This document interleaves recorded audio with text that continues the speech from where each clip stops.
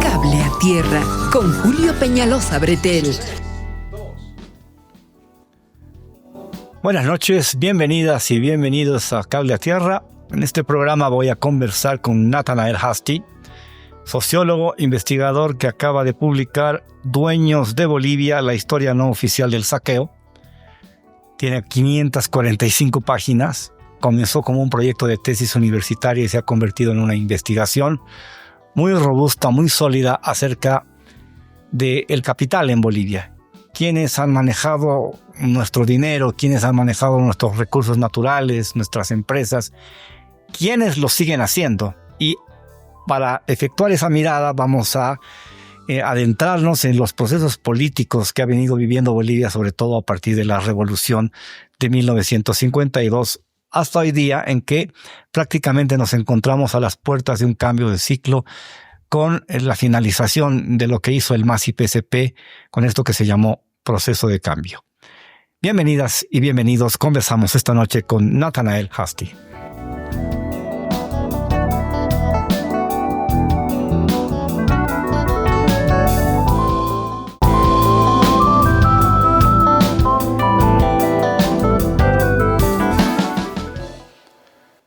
Ahora sí doy la bienvenida a Nathanael Hasty, que ha hecho este libro que es el libro que yo esperaba hace como 2-3 décadas, que a alguien se le ocurriera escribirlo. Bueno, pero esta no es una ocurrencia, es una investigación que a Nathanael le ha llevado 5 años, 6, y sigue trabajando. Bienvenido, Nathanael. Esto es una cosa de locos. Muchas gracias, Julio. Muy bueno. A ver, te pregunto, ¿de dónde surgió la iniciativa, la idea de hacer una investigación, que en primer lugar es tu tesis universitaria, sobre esto que tú llamas los dueños de Bolivia, la historia no oficial del saqueo? ¿Cómo surgió la idea? Surge, bueno, ya como estudiante universitario, porque creo que es sumamente importante, fundamental el país en el que nos encontramos. Como militante de izquierda, además, ¿cómo podemos nosotros plantear qué hacer, cómo actuar en nuestro país si no conocemos de forma concreta el terreno en el que nos encontramos? Y además, la verdad que me nacía la curiosidad, como que ya sabíamos prácticamente cómo se desarrolló la oligarquía durante los años 70, 80, incluso durante el periodo neoliberal, pero entender también cómo trabaja, cómo se reconfigura durante el proceso de cambio, me parecía algo importante para poder conocer el país en el que vivimos. Yo soy nacido en los años 60 y tengo un conocimiento vago en ese momento de lo que es la revolución del 52, pero después voy aprendiendo cosas. Y la primera idea o la primera imagen que se me viene a la cabeza es Paz Estenssoro, absolutamente vinculado a Washington, al gobierno de Kennedy, a la sujeción de la revolución del 52, a los designios del imperio norteamericano. Esa faceta de Paz Estenssoro está plasmada aquí.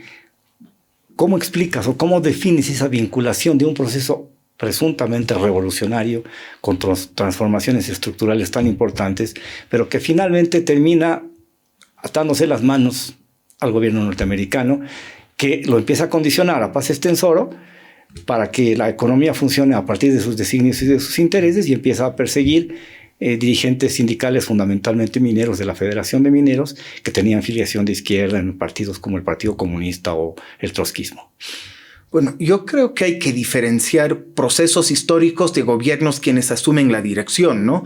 A través de distintos momentos en nuestra historia, si tomamos la revolución que yo asevero que es revolución obrera de 1952, por la composición social, por las mismas formas de milicias obreras y campesinas, por la autoorganización que existía en aquel momento, es un proceso que en realidad toma reivindicaciones muy legítimas del momento, que van desde la reforma agraria, nacionalización de las minas, muchas de estas reflejadas en la tesis de Pulacayo de la Federación de Mineros, pero es otra la organización que asume o que secuestra prácticamente la dirección. Y es en ese sentido que cada paso que da el gobierno del MNR en el año 52 va a estar condicionado por dos lados. Por una movilización popular, por un lado, por el mismo hecho de que existía la COP con una presencia muy fuerte, existía la autoorganización, existían las propias milicias, que va a obligar a que cumpla, por ejemplo, el tema de nacionalización de las minas, de reforma agraria, pero paralelamente viene otra presión que se va a incrementar más aún después, porque hay un contexto geopolítico después del año 59, con la Revolución Cubana triunfante, que obliga a poner mayor presión también desde Washington sobre el gobierno del MNR para evitar cualquier giro hacia izquierda, ¿no? Y es así que cada medida que van tomando conlleva sus propias contradicciones. Hay una nacionalización de las minas, sí, pero solo de las 3 grandes y con indemnización. Y los mineros medianos, que es justo Comsur, Estal, Cemusa, etcétera, son las que en realidad se mantienen completamente intactos, y no solo intactos, sino dentro del gobierno con cargos en el área de minería y de finanzas. Y lo propio en tierras. Hay un proceso en Occidente, pero paralelamente a la titularización en el Occidente, tenemos en el Oriente el proceso de consolidación de latifundios. Entonces, cada una de estas medidas viene con presión por los dos lados, y hay un proceso que al final, bueno, se termina por completo cerrando, por así decirlo, con el golpe del 64, pero hay un proceso con presión por los dos lados, y hay una dirección. Yo creo que ahí habría que analizar también el cómo se desempeña la izquierda hasta ese momento. Creo que hay un libro bien interesante, de hecho, de Eduardo Molina sobre la Revolución del 52, que entra a analizar. Está citado en varios pasajes de tu libro, ¿verdad? Correcto, sí. Bien, ¿cómo pasamos de los varones de La Plata a los varones del Estaño, y pasamos de los varones del Estaño a qué construcción? Te pido que hagamos una diferenciación conceptual de lo que es oligarquía y lo que es burguesía, que son conceptos que tú manejas, categorías que manejas en tu investigación, porque hay diferencias, y creo que eso puede permitir a la gente entender mejor de quiénes estamos hablando.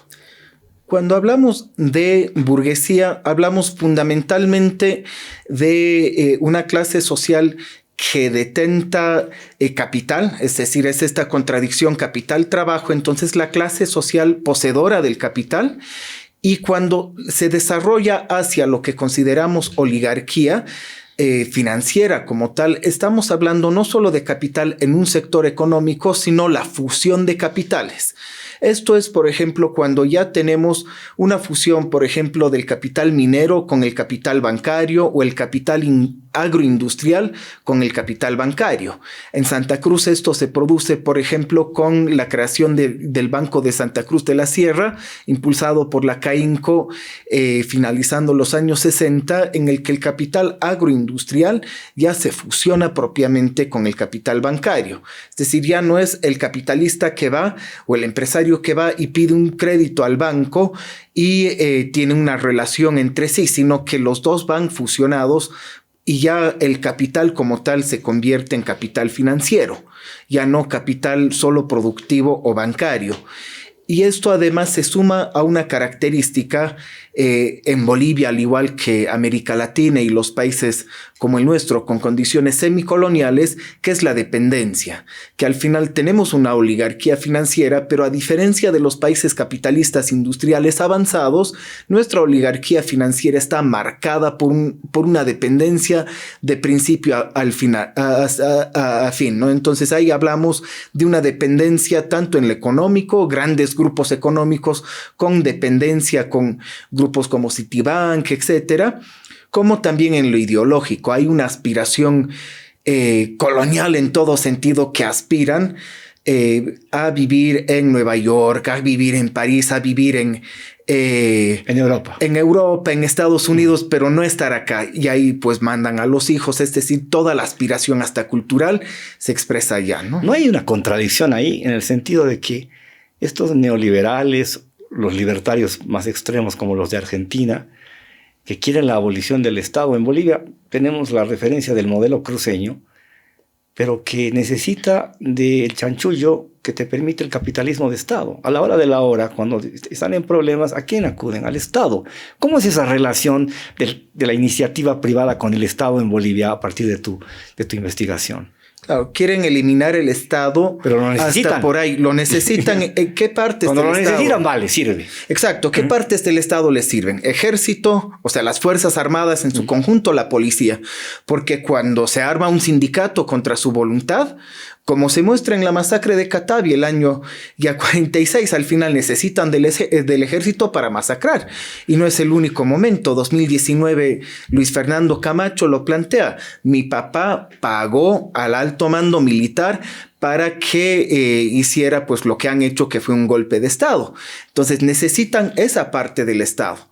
¿Qué parte del Estado no necesitan o no quieren? Claro, lo que viene a ser las garantías de derechos, de educación, de salud e incluso lo que en algún momento se ha intentado una redistribución de excedentes del sector público. Entonces es una relación en que cuando se endeuda el sector privado, por ejemplo, los agroindustriales en los años 50, 60, 70 se endeudan con Citibank, con Banco do Brasil. Entran en default, dejan de pagar la deuda y ahí sí necesitan al Estado. Viene Banzer y les da un perdonazo. En realidad, o sea, viene a subrogar el crédito con el Banco Agrícola, que al final hasta ahora no se les cobra. O sea, para eso sí necesitan al Estado. Lo que no les gusta es que el Estado tenga elementos de representación democrática real y que el Estado cumpla con estos papeles de garante de derechos humanos. O que administre la economía a través de empresas estratégicas. Claro, porque al final... Por lo tanto, el Estado allí se hace más grande y más fuerte, ¿no es cierto? En realidad, la empresa estatal les sirve en tanto y en cuanto puedan ellos tomar contratos, por ejemplo, de servicios. Y creo que esa es la disputa que surge al finalizar los 70 con Banzer. Mientras el movimiento popular tenía que reunirse de forma clandestina, etcétera, para organizarse, los empresarios tenían a su disposición los periódicos para plantear sus discusiones entre distintas tendencias, entre quienes planteaban más bien el papel de prestatario de servicios para el Estado era conveniente, como lo venían haciendo, y quienes ya querían eliminar el Estado, privatizarlo todo, que es la corriente que al final desde los 80 ya se impone en la Confederación. ¿Qué pasa con la Asamblea Popular y la llegada de Juan José Torres al poder? Es mucho atrevimiento que desafíes al poder militar, al poder empresarial, al poder político, al establishment, y quieras pretender hacer una asamblea popular en un país en el que los dueños son otros y no ellos. ¿Cómo caracterizas o analizas ese momento que es muy puntual y dura muy poco? El gobierno de Torres apenas tiene una vigencia de 9 meses. Yo creo que es altamente contradictorio. Es un momento, bueno, lo plantea Gallardo. Que año 69, ¿verdad? Estamos hablando desde el 70 hasta el 71, ¿no? En octubre del 70 que hay una intentona de golpe de Estado de Miranda contra Obando. Rogelio Miranda. Exacto. Le decían el Checta Miranda. El Checta Miranda. Sí. Y de ahí, pues, asume JJ Torres en medio de un paro general de la COP, ¿no? Entonces, hay una correlación de fuerzas por el paro general que ya le marca cierta tendencia. Cuando hablo de contradicciones, yo creo que incluso si analizamos de este Obando, estamos hablando de un Obando que por mandato de la embajada gringa le saca a Marcelo Quiroga de ministro. Hay memorándums que ahora han después sido de nacionalizar la GALF. Nacionalización. Es una contradicción, es un militar muy extraño, había que estudiarlo a Obando, ¿no? Comienza en la izquierda y termina en la derecha. Y con JJ Torres, de hecho, nace su gobierno. ¿Y quién es su ministro de Economía? Antonio Sánchez de Lozada, es decir, el hermano de Goni. O sea, son contradicciones porque a la vez hay tendencias dentro del gobierno y hay también un movimiento popular que se toma las cosas en sus propias manos. Tienes los tiempos, tienes el diario donde los trabajadores se toman los medios de comunicación, tienes las experiencias en la universidad de la revolución universitaria y tienes las tomas de tierra, por ejemplo, en Bedoya Chané, que es atacarle a una de las familias más poderosas del país, ¿no? Viene Banzer y ahí sí se consolida la relación Fuerzas Armadas, políticos del conservadurismo. De hecho, Paz Estenssoro era muy militarista y lo podemos ver en la historia. y empresarios. Pero los empresarios, cuando hablamos hoy día de la historia, y hablamos en términos muy generales, hablamos de las dictaduras militares. Pero el rol de los empresarios ha sido fundamental. Sí. Y esos mismos empresarios, sus hijos, sus nietos, hoy día tienen vigencia política, como vamos a ver más adelante. ¿Cómo caracterizas el septenio bancerista? Que está clarísimo, Banzer tenía un proyecto de país, ¿no? Oligárquico, excluyente, de derecha, violador de los derechos humanos, pero era un proyecto de país. Yo creo que ahí hay que partir por cómo se produce el golpe. El golpe no solo era militar, era militar y empresarial. Y lo plantean igual en los informes desclasificados de la CIA, que los empresarios privados pusieron billete, financiaron el golpe de Estado. Y no solo ellos. Venía un proyecto de apoyo cívico desde la CIA, mediante USAID, orientado a sectores del ejército desde meses antes que venían fortaleciendo, y venía un sabotaje de créditos para el país. Se había instruido a los Estados Unidos, a los representantes de Estados Unidos en los organismos multilaterales, a abstenerse de votar. Formalmente no votaban contra el crédito a Bolivia, pero tenían, en estos organismos se necesita 2/3 del poder de voto para poder aprobar un voto. Estados Unidos tiene un percentil más allá del tercio, es decir, con abstenerse de votar, Estados Unidos veta, de hecho, los créditos en organismos multilaterales. Y era la instrucción de vetar los créditos del gobierno de JJ Torres. Entonces, hay este proceso y llega al gobierno el Frente Popular Nacionalista, ¿no? Entonces no solo llegan los militares, llegan con la Falange, llegan con el MNR y llegan con la Confederación de Empresarios Privados. Ahora, los señores de la Confederación no les gustará admitir lo que sé yo, pero ejercían cargos de gabinete ministerial en la primera fase de la dictadura de Banzer. Los de la Cámara Nacional de Industrias van más allá con su apoyo. Se da el golpe de Estado y después de lo que tanto escuchamos, ay, que el Estado que quiere regular, que quiere imponer precios, que Estado maldito, no sé qué.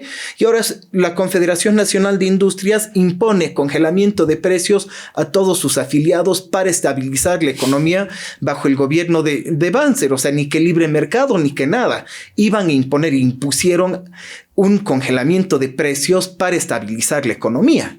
Y viene Banzer ya con el primer proyecto, que es la ley de inversiones. Con la ley de inversiones, Banzer ya nos va liberando la posibilidad, por ejemplo, de importar capital, por así decirlo, pero también vamos hablando de una fuga de capitales que va a ir regularizando. Vamos a hablar de cuánto, del equivalente a 1.145 millones de dólares al tipo de cambio actual. Estamos hablando de la fuga de capitales en el septenio bancerista, y estos son datos del propio Banco Central, que se fugaron. Datos oficiales. 1.145 millones de dólares que fugaron. Estamos hablando de perdonazos, o sea, no solo se les entregó la tierra, que es un proceso de consolidación de terratenientes en el oriente. Entonces ahí cuando nos vienen a decir estos señores, ¿no? Que a mí la verdad que me provoca mucha contradicción cuando veo en El Deber cómo se entrevista, por ejemplo, Camacho Miserendín, o cómo se entrevistan los dueños o los importantes agroindustriales del oriente, y nos hablan, ¿no? de con el sudor de mi frente que he construido. O sea, claro, vaya sudor de tu frente cuando el gobierno te entrega miles de hectáreas de tierra fiscal, te presta plata, esa plata no pagas o tardas años en pagar, no te cobran intereses, y además cuando hay cualquier riesgo de movimiento, de movilización, de cuestionamiento a tu poder, pues tienes el ejército a tu disposición. Y al final eso lo han demostrado al aplicar el paquetazo entre el 72 y 74 con las masacres del Valle de Cochabamba. Toda la talla pisana. Exactamente, y también cuando la devaluación de 12 bolivianos De 12 a 20. 12 a 20. Yo tenía 13 años, sí. Y ahí tienes Tolate, Pisana y tienes también Quiacoyo, la fábrica Manaco, que hizo el sindicato de Manaco. Exacto. Exactamente. Sí, sí. Y ahí hacen un bloqueo. Esas cosas la gente no las conoce. Se han perdido en la inmensidad del espacio, ¿no? Que al final hay movilización, pero también hay represión brutal, porque el CITE de Cochabamba sale a reprimir hasta ahora, y creo que es una de las deudas. El CITE es el de los paracaidistas, ¿no es cierto? Correcto. Sí. Es una deuda con nuestra propia historia, con nuestro propio pueblo, el llegar a esclarecer las masacres de Tolate y Epizana y tener siquiera una lista de quiénes han sido asesinados, cuántas personas poder cuantificar, porque aún tenemos datos muy estimados. Se habla de 70, pero hay estimativos de 200. Se habla por eso hasta de 200, entonces tenemos que llegar a esclarecer cuántos hay, es parte de la memoria, ¿no? Y se impone, por eso, a rajatablas, a sangre y fuego, se impone este primer paquete de ajuste económico. Y mientras tanto, ¿qué pasaba con la empresa estatal? De hecho, la Corporación Boliviana de Fomento empieza a hablar, bajo el gobierno de Banzer, de la necesidad de optimizar las empresas para poderlas privatizar. O sea, todos pensamos que la privatización empieza con Víctor Paz en el 85. Ya había la voluntad de privatizar. Banzer la tenía muy clara, ¿no? Quería privatizar. Claro. Y los empresarios le decían de frente. Hay un intercambio en periódicos que saca la Confederación de Empresarios Privados criticando el ministro de Economía, que era del MNR en aquel entonces.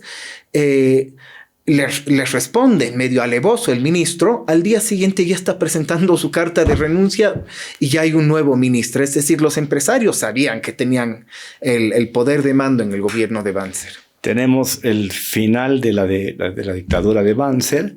Mencionas el golpe que le da su propio Delfín, que es Pereda. No está en el libro, pero Pereda entra en crisis con Banzer porque hace un fraude. Correcto. Había más votos que el padrón electoral en su propia alforja, y finalmente Pereda gobierna muy cortito, pero entramos en lo que tú llamas un interregno. Y digamos que esa es la bisagra que nos conducirá después hacia el desastre de la UDP y finalmente la consolidación del consenso de Washington a través de el MNR, el 21060 y Paz Extensor a la cabeza, apoyado por Banzer, quien le devuelve gentilezas porque Banzer había sido apoyado en la dictadura cuando el primer tramo de la dictadura entre el 71 y el 74. Yo creo que hay una línea de continuidad, por lo menos en cuanto a visión económica, y quisiera que eso nos lo expliques, porque tú ya acabas de decirnos que ya había una mentalidad privatizadora y eso se consolida de una manera muy clara, muy nítida con el gobierno de Paz Extensor. Y ahí entramos en la etapa del neoliberalismo, de los 20 años del neoliberalismo. Yo creo que este interregno, o sea, primero destacar que en nuestro país las dictaduras no se caen, las tumbamos el pueblo movilizado, y yo creo que es fundamental. Ahí el principio de fin de Banzer es la huelga de las mujeres mineras, es el proceso de lucha social. No surge como espontáneamente, sí, sino que hay tremendos procesos de lucha. Y hay una palabra que se llama, que es clave, es resistencia. Es la resistencia popular. Correcto. Sí. Y es esa resistencia, la misma, ojo, que vemos en el año 2020, cuando el pueblo movilizado derrota también el régimen de facto de Yanine Áñez. Pero volviendo aquí, entre el 78 y el 82, sí, hablamos de un interregno, es decir, todo el mundo está como que un ratito, y la condición para establecerte como gobierno es lograr cierto nivel de acuerdo con el Banco Mundial, con el FMI.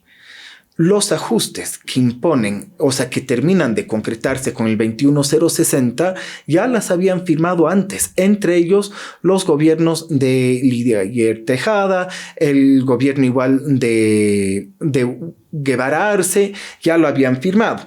Pero vemos también como desde Pereda Asbun, por ejemplo, ya tenemos de ministros 2 cuadros importantes del empresariado, que estaríamos hablando de Ronald Maclin Avaroa, sí, y de Jorge Tamayo Ramos, ¿no? De los mineros y de la Confederación de Empresarios Privados. Durante el interregno, enseguida vamos a compartir acá los nombres de quienes estaban en gabinete.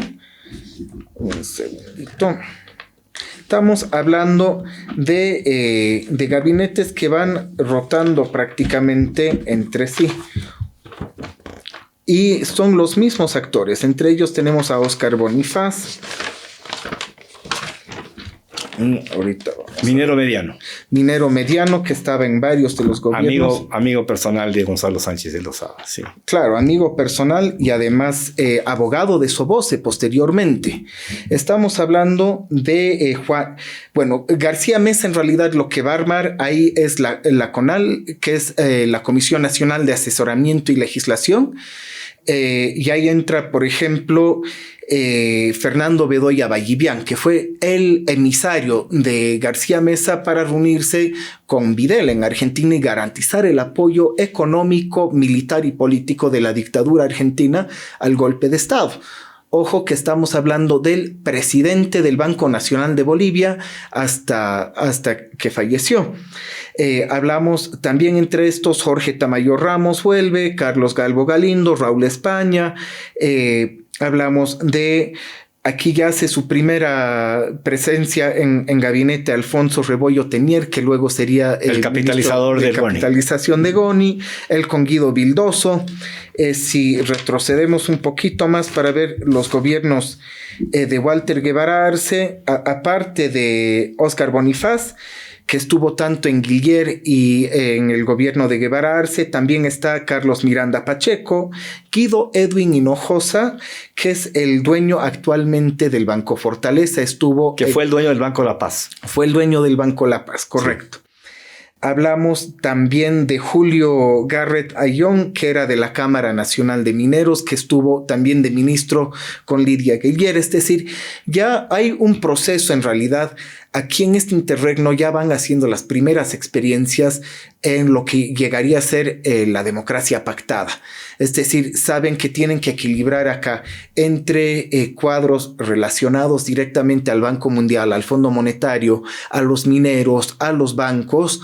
Y bueno, o sea, hay mucha crítica que durante el gobierno de Evo se repartían los ministerios entre organizaciones sociales. O sea, en realidad en estos gobiernos se repartían los gabinetes igual, pero entre grupos económicos, ¿no? Claro, se repartían el gabinete entre ricos. Así es. ¿No es cierto? Se repartían entre los dueños del país. Exacto. Y al final no importaba el color político porque uno, claro. O sea, sino cómo comprendemos que Óscar Bonifaz haya estado de ministro de Economía o de Finanzas en 5, 6, 7 gabinetes. ¿Cómo lo comprendemos si no es que el poder económico tiene un peso mayor al poder político, cuya diferenciación es más de matices en términos de la pertenencia y los intereses de clase los unifican, pues? Correcto, así es. Vamos a hacer una pausa y luego de esta tremenda lección de historia que estamos escuchando, continuamos hablando con Natanael.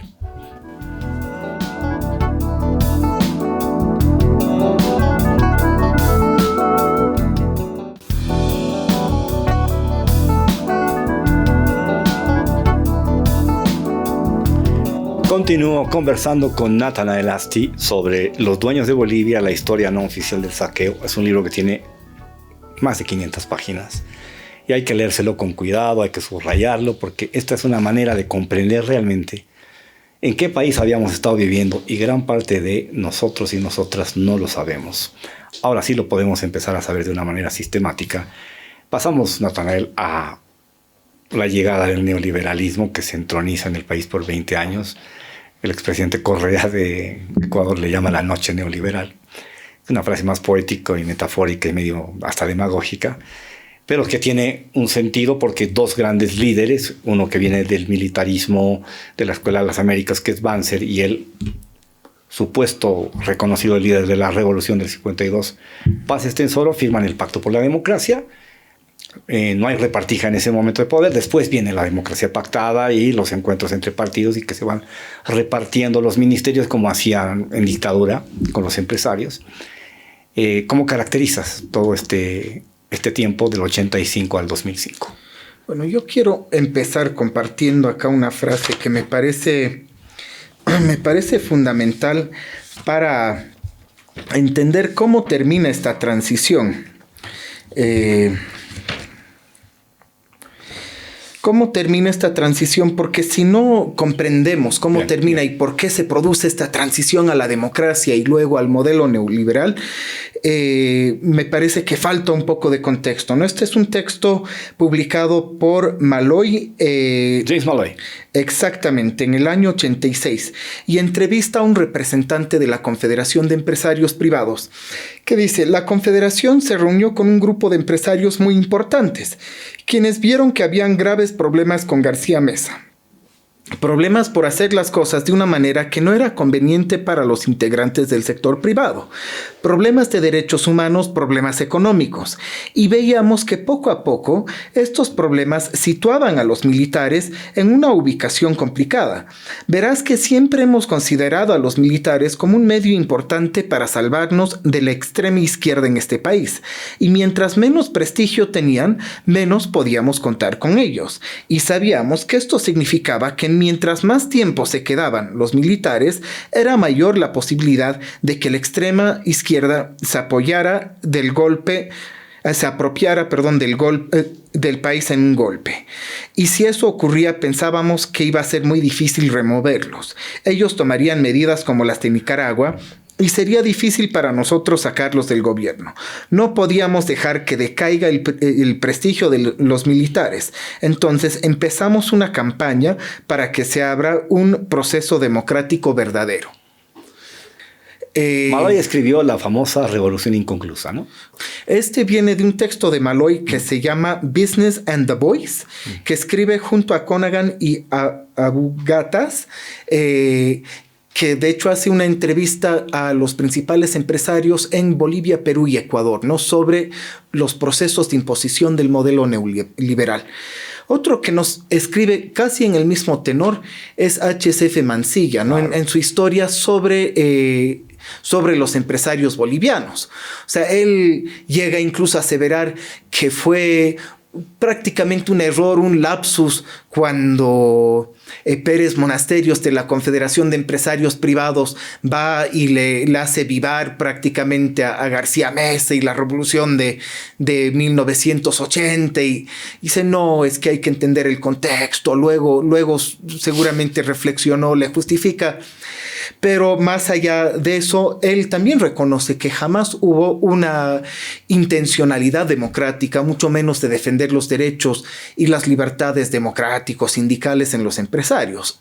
Hay un movimiento hacia la mirada democrática impulsado fundamentalmente por interés económico.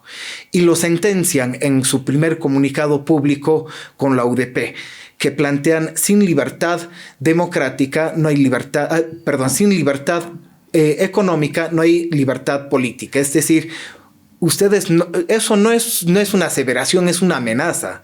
No nos dejan jugar como nos da la gana con la economía, libertad política ya no habrá.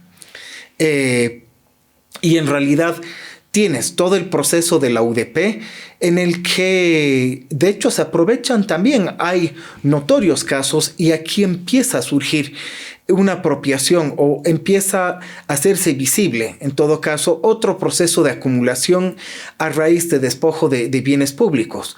El libro de Andrés Solís Rada nos plantea la fortuna del presidente, nos plantea con datos fehacientes cuánto dinero con las divisas, con el tipo de cambio que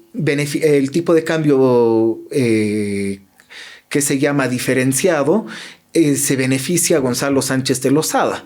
Y la investigación presentada por la comisión parlamentaria al menos plantea la duda también en torno al beneficio recibido por Samuel Doria Medina, también con esta oficina cambiaria, que dirigía ni más ni menos que Jaime Navarro Tardío, quien llegaría a ser empleado posteriormente de Doria Medina y diputado suyo por Unidad Nacional, ¿no? Entonces, ahí ya hay un proceso de acumulación también por despojo, por este tipo de cambio, y llega el 85 y terminan todos estos acuerdos, porque se firman memorándums de entendimiento con el FMI y ya se venían firmando desde los gobiernos, desde los años 80 prácticamente, que se firman estos entendimientos. Y es un poco cínico, como les ves, publican, ¿no es cierto? Ahora tienen que desclasificar algunos documentos y publican los del Fondo Monetario. Tiene un cuadrito de todos los países de América Latina en un eje, y en el otro eje todos los ajustes estructurales que están esperando, ¿no? Privatización de empresas estatales, ajuste fiscal, el tema de política cambiaria, y van tiqueando y van sacando su informe, literalmente tiqueando: tal ha cumplido, tal no ha cumplido, en tal año se ha cumplido.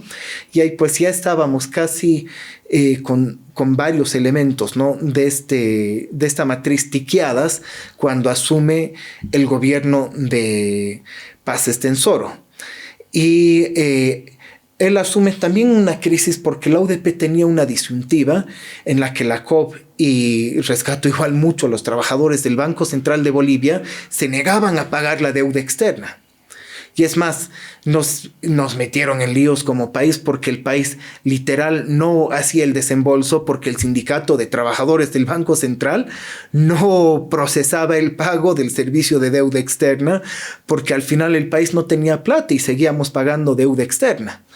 Pero es ahí que ya llega el 21060, que podría haber sido cualquiera de los dos, pues el consejo que lo arma, y esto lo plantea HCF Mansilla.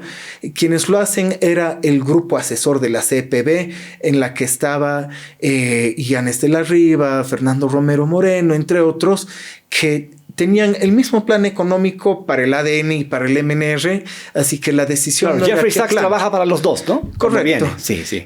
No es qué plan aplicamos, sino quién lo aplica. Y ahí pues aplican el 21060, que ya marca formalmente el inicio del modelo neoliberal en el país. Hay eufemismos que se han convertido en palabras históricas para el país, ¿no? Al despido masivo de mineros se le llamó relocalización, y a la privatización se le llamó capitalización. ¿Cómo lees esos dos conceptos? Esos dos términos que son como engañosos, pero que, vistas las cosas a estas alturas de nuestra historia, tenemos claro en qué consistieron. Bueno, yo a eso quizás le agregaría otro eufemismo, que es emprendedurismo, que en realidad significa saqueo descarado a los bienes estatales. La relocalización es un proceso, creo yo, que nos va a marcar el resto del siglo XX y va a determinar el siglo XXI, sí, porque esa tradición de lucha, de resistencia desde los pueblos mineros se esparce como brasa prácticamente por todo el país, ¿no? Y se vuelven cocaleros. Se vuelven cocaleros. Hay los barrios mineros en todo el país. Y pues en el barrio minero hay otro sentir. O sea, hay todo ese cúmulo de resistencia y esa historia colectiva que se ha esparcido por todo el país. Hay barrios mineros, fundamentalmente El Alto, Cochabamba, Santa Cruz y claro, el Chapare o el Trópico, que también tiene una presencia altísima de mineros relocalizados. Esto es una de las medidas realmente en la que se pone por encima de todo el interés de unos pocos, y al final ni siquiera el interés nacional, porque el dumping de los precios internacionales del estaño es también para obligar a tomar medidas, para sabotear el gobierno. Y el tema de capitalización, pues en realidad es el eufemismo que inventan. ¿Qué nos querían vender? ¿Qué nos querían vender? A ver. Era el 1 más 1 es 2, ¿no? Porque ya habían empezado con la privatización, que era rematar. Era tomar la empresa y sacan la empresa, sacan la valoración. Si la valoración es muy alta, sacan una segunda, hasta una tercera valoración. Ojo que cada valoración igual la pagamos desde el erario público. Y luego se remata al precio, digamos, de gallina muerta, van rematando. La capitalización, en cambio, es un mecanismo en el que nos dicen vamos a repartir a la mitad las acciones. Pero antes de repartirlas a la mitad, hacen una movida que es entregar, por ejemplo, en los ferrocarriles es 0,0037% a los trabajadores de la ENFE. ¿Y por qué? porque claro, se saca esa tajadita de la mitad del Estado. Entonces, en realidad, es como la mitad más grande que matemáticamente no debiera haber, pero claro, el que parte y reparte se queda la mejor parte. Y pues fue así. Es una mitad más grande y una mitad más chica, porque al final, al no tener el Estado ese 50%, sino 48, 49, en algunos casos aún menos, pues el sector privado tiene mayoría simple en términos de dirección de sociedades anónimas. Y se suma a eso procesos como Enjoy, que ha sido más descarado, que surge una empresa como Palo Blanco, con Asbun, con la BASPI, compran las acciones de los trabajadores, logran tener mayoría accionaria mediante un engaño. Pero en todo este proceso, además, y esto es importante recordar ahora, porque Tuto Quiroga nos viene a hablar, ¿no es cierto? Voy a repartir las acciones entre todos los bolivianos. Sí, me ha sonado lo mismo. Lo mismo dijo Goni. Pero claro, listo, lo reparten entre todos. ¿Y quién lo administra? Primero tiene a City Trust, su socio en Bahamas. Bueno, y luego la pasa a la AFP. Y cuando hablamos de AFPs es tremendo, porque ellos supuestamente nos tienen que representar a las y los bolivianos en las directivas, ¿no? Entonces, ¿a quiénes ponen? Y aquí hay un fenómeno que se llama puerta giratoria. ¿A quiénes ponen de parte de las AFPs? Tienes puertas giratorias en varios de los capítulos del libro. Correcto. Sí. O sea, aquí cuando hablamos de puertas giratorias, estamos hablando de cómo uno pasa del sector público al sector privado. Y en ese interín entra también lo que es la AFP. Y tenemos acá entre los que figuran como directivos de las AFP, tienes por ejemplo a Juan Pablo Segarra, que era ministro de Finanzas y director del Banco Central de Bolivia. Tienes a Andrés Petricevic, que era ministro de Transporte, además parte junto a Doria Medina y a Julio León Prado, parte boliviana de la privatización del agua en Cochabamba, cosa que muchas veces pensamos en Bechtel y no pensamos. Oye, habían 3 empresas bolivianas que han privatizado el agua, que eran socias. Samuel Doria Medina con Soboce, Petricevic con Copesa y León Prado con AIS Ingenieros. Volviendo a las AFPs, tenemos Dieter y Raúl Garafulic Gutiérrez, Ronald McLean, Gonzalo Chávez, Guillermo Aponte, Herbert Müller, Tomislav Kulgis, Guido Hinojosa, Gonzalo Bedoya, Guido Vildoso, Walker San Miguel, Carlos Kempf, Armando Gumucio, Fernando Salazar, Jaime Villalobos, Carlos Alberto López Quiroga, Fernando Illanes de la Riva, Fernando Candia, Pablo Gotret, Vincent Gómez García, Marcelo Zabálaga y Roberto Mustafa. Estos solo son los que han ejercido o altos cargos en bancos o altos cargos ministeriales. Entran, salen del Estado. Entran y salen. Entre aquí pasan, por ejemplo, Illanes pasa de ministro de Hidrocarburos, ministro de Hacienda y empresa capitalizada y EPFB.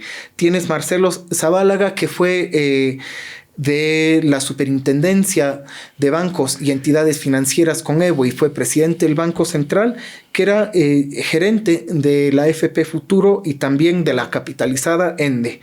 Tienes, por ejemplo, Walker San Miguel, ministro de Defensa de Morales, que pasó por Yoida Aéreo Boliviano.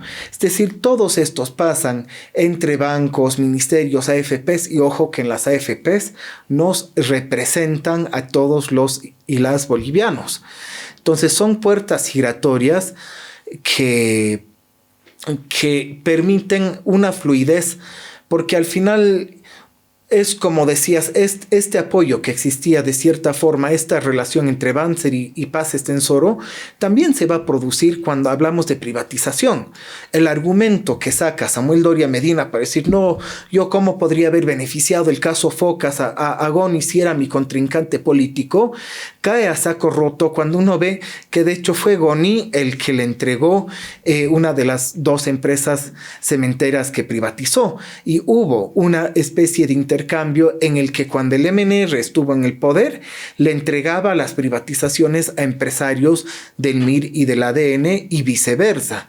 Es decir, como no podían entregar la empresa a empresarios de su propio partido por, qué sé yo, por motivos de que estaban ejerciendo de forma directa el poder estatal, pues entregaban al otro lado y viceversa, ¿no? Hernán Paredes y Jaime Navarro fueron ministros de Goni, que eran representantes de Doria Medina, en realidad. Cuando Doria Medina ya empieza a construir su propia expresión política. Así que eso de las puertas giratorias está absolutamente confirmado por los hechos públicos, ¿no? Bien, así ha manejado el país. Estos son los dueños de Bolivia. Y viene a continuación la llegada del llamado proceso de cambio, revolución democrática y cultural. ¿Cómo es la relación de ese proceso encabezado por Evo Morales con la empresa privada? Hay un dicho muy extendido que forma parte de una estrategia política, en sentido de que García Linera se encarga de los empresarios en Santa Cruz y le dice: ustedes hagan nomás empresa y hagan plata, hagan millones, sigan acumulando, y de la política nos encargamos nosotros. Ahí se rompe la puerta giratoria, digamos. Ahora ustedes no van a entrar a la política, pero sigan ganando plata, nosotros les vamos a facilitar las condiciones para que sigan ganando plata. ¿Cómo lees todo esa estrategia política y cómo la planteas en tu trabajo? Yo creo que si hay una cosa que hay que reconocer a la oligarquía financiera dependiente en este país, es que como clase social en su conjunto son muy ágiles. Son capaces de reconfigurarse, y eso lo plantea... Y rápidamente, además. Sí, eso lo plantea Lorgio Orellana, como que cada que termina un ciclo primario exportador se reconfiguran. Y claro, en una reconfiguración hay actores individuales que van a quedar por fuera o van a quedar con papel menor, pero como clase en su conjunto se reconfiguran. Y en este caso, porque lo han sabido hacer también... por ejemplo, habían momentos en la dictadura de Banzer que eran gabinetes netamente militares. Después del 74 hay un periodo netamente militar. Exacto. Pero no por eso no hay niveles de incidencia. Asesores civiles, empresarios. Así es. Y con Evo Morales yo creo que hay dos momentos que hay que analizar. El primer momento hablamos... y lo decían como titular en Fides, empresarios privados no descartan guerra civil. Después del 11 de enero en Cochabamba, estamos hablando de un momento en el que el empresariado, el comité cívico o los comités cívicos de Santa Cruz, de Cochabamba, habían creado estas resistencias, uniones, bueno, la Unión Juvenil Cruceñista, que data desde mucho más antes, pero los habían activado como grupos paramilitares para atacar al sector popular movilizado. Entonces estamos hablando de un momento álgido en la calle, porque además venía la marcha de 1 millón hasta La Paz. Eran momentos en los que había choque en la calle y había movilización en la calle para exigir una nueva constitución. Y si bien Evo ya había empezado su gobierno planteando lo de socios, no patrones, como que no había amenazado la propiedad privada sobre medios de producción de forma directa, había un movimiento popular que exigía cambiar de raíz el país. Y pienso yo que se sintetiza en esta reunión de 4, Romero, Novillo, Bort y Ruiz, que toman la Constitución pactada en una asamblea constituyente, o sea, no pactada, sino aprobada en una asamblea constituyente, y hacen dibujo libre sobre eso. Ponen que 5.000 hectáreas, que no retroactividad, ponen... hacen concesiones. Hacen concesiones que en realidad no era su legítimo derecho, o sea, la legitimidad en términos formales incluso residía en la Asamblea Constituyente, no en 4 señores que nadie había nombrado para redactar una nueva constitución. Pero a partir de esa nueva constitución hay también recambios forzados, por supuesto, en el manejo del bloque de poder regional en Santa Cruz, el sector más ligado a Marinkovic, que tenía una táctica más de enfrentamiento, como se ha visto con el intento de separatismo y todo aquello. Ese bloque pasa, bueno, se exilia, pasa su dinero a cuentas en Panamá, etcétera, Marinkovic, y asume un bloque más conciliador. Y tenemos 10 años en los que el mecanismo directo de conciliación, salvo un par de ministros, ¿no? O sea, hablamos de un par de ministros de Evo, Ricriera, entre otros que van a ser del sector empresarial. Empresarios de izquierda, por ponerlo de alguna manera. Así se autoidentifican ellos. Creo que son empresarios que en todo caso lograban encontrar sus intereses en el gobierno de Evo Morales porque no les afectaba. Yo no creo que exista un empresario de izquierda porque se contradice el principio mismo, ¿no? Pero en todo caso lo que tienen son estas comisiones de alto nivel. ¿Y qué hacen estas comisiones? Hacen las leyes clave. Ahí está la ley de servicios financieros que sale de una comisión de alto nivel. Y son 2 elementos fundamentales que sale de esta ley.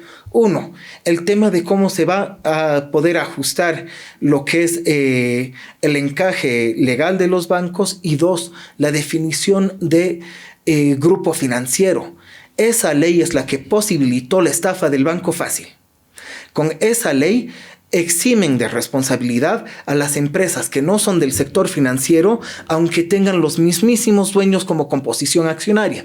¿Qué es lo que hizo el Banco Fácil? Desvió los fondos a su empresa inmobiliaria y los que asumen la responsabilidad ante el Estado solo son los del rubro financiero. La inmobiliaria, las de servicios, hasta la semana pasada que me fijé en el registro de comercio, siguen en la Gaceta de Comercio publicando como si nada.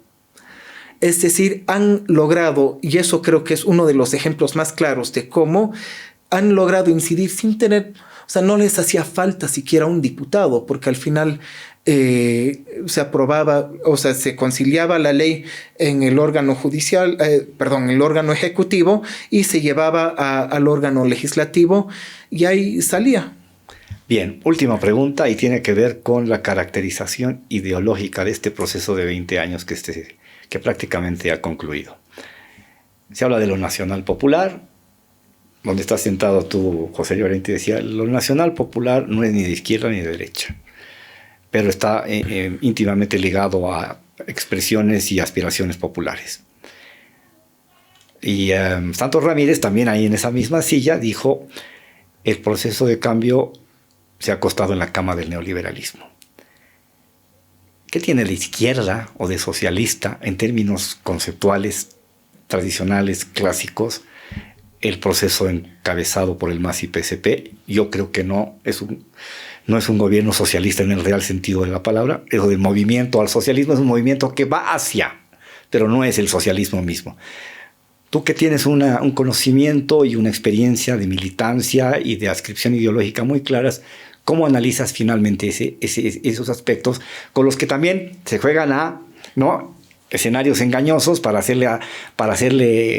generarle susto o temor a la gente de que viene el lobo del comunismo?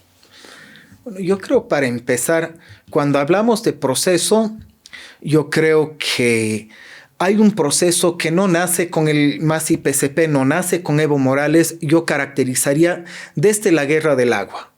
Desde la Guerra del Agua, en el que los cochabambinos tenemos el orgullo de ser uno de los puntos que dimos cátedra al Banco Mundial.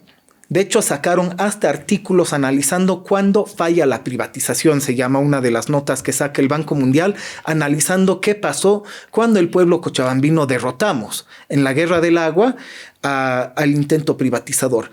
Todo ese cúmulo, el programa mismo expresado desde el valeroso pueblo alteño en la Agenda de Octubre, que era nacionalización sin indemnización, asamblea constituyente. Eso es en realidad el horizonte que se había planteado. Y las jornadas, las tremendas jornadas, el proceso de resistencia y lucha en el que también se encuentran desde los años 90 las marchas por la tierra, el territorio, generan en realidad todo un cúmulo, todo un proyecto que era de transformación profunda. Yo creo que ese proyecto, esa aspiración, no se expresa en un gobierno. Muchos, y me incluyo, muchos hemos creído, hemos militado por la posibilidad de un cambio. En un primer momento hemos militado contra el fascismo, contra la media luna, y con la esperanza de poder transformar de raíz este país. Pero no se puede transformar de raíz un país cuando se está pactando con la gran agroindustria, con la banca, con los mineros privados, cuando tienes a la minera San Cristóbal, que es una de las empresas que más facturan en el país, y es minería privada. Cuando tienes a bancos que controlan todo el país, cuando tienes impunidad, pero en tantos sentidos. Estamos hablando de que se ha comprobado 28.000 millones de dólares de desfalco con la privatización y no se hace nada. No se hace absolutamente nada. Se ha demostrado la fuga de capitales que hoy nos tiene en esta situación sin divisas. Se ha demostrado, y el propio gobierno Álvaro García Linera desestimó como presidente nato de la Asamblea Legislativa el proyecto de ley que podría haber frenado la fuga de capitales mediante paraísos fiscales. Se ha pactado y se sigue pactando. Y yo pienso que en ese sentido el proyecto del MAS no ha logrado recoger las grandes esperanzas que como pueblo boliviano tenemos reflejado desde la tesis de Pulacay o la tesis socialista de los 70, pasando por la Agenda de Octubre, que en realidad este país, y creo yo que quienes desde lo nacional y popular tienen esta esperanza que pueden haber empresarios populares, patriotas, de izquierda, que aporten a... La historia nos demuestra todo lo contrario. O sea, ¿cuál es el criterio de verdad? Son los hechos. Aquí hay un estudio que se llama de frecuencia de palabras, incluso en los comunicados de las entidades empresariales, y cambia drásticamente el tono. Hasta el día en el que se le fuerza a renunciar a Evo Morales, todos los comunicados hablan de crisis, tienen un tono altamente negativo, de confrontación, de violencia. Asume de forma ilegal, mediante golpe de Estado, el militar le pone una banda a Yanine Áñez en un congreso vacío y empiezan a hablar de recuperación de la institucionalidad democrática, de necesidad de cooperar, de puentes aéreos, de institucionalidad. Es decir, hay en todos los sentidos, desde lo económico, que Camacho mismo lo admite y se ha demostrado, transferencias bancarias, hasta el plano discursivo.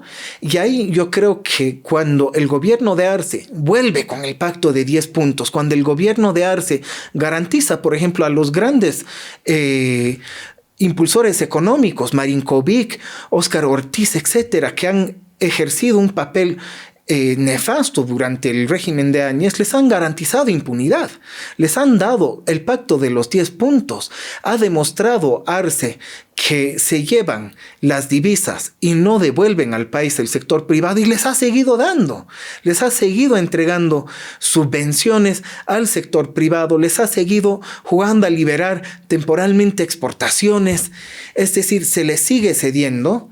Y en ese sentido pienso yo que hay una sola forma de avanzar, que a partir de estos 20 años es fundamental como clases trabajadoras, campesinas, indígenas, originarias, juventud, mujeres, diversidades sexuales, pensemos en el proyecto de país, y en ese sentido solo es posible avanzar como país expropiando a los expropiadores.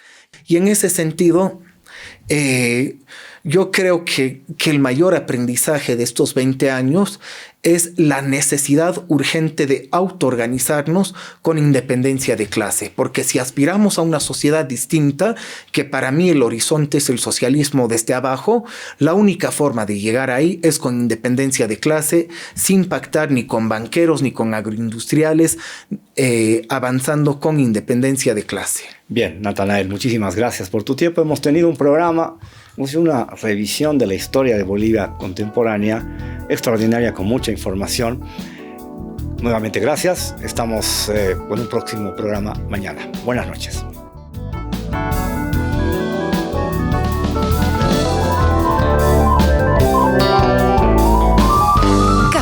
tierra con Julio Peñalosa Bretel.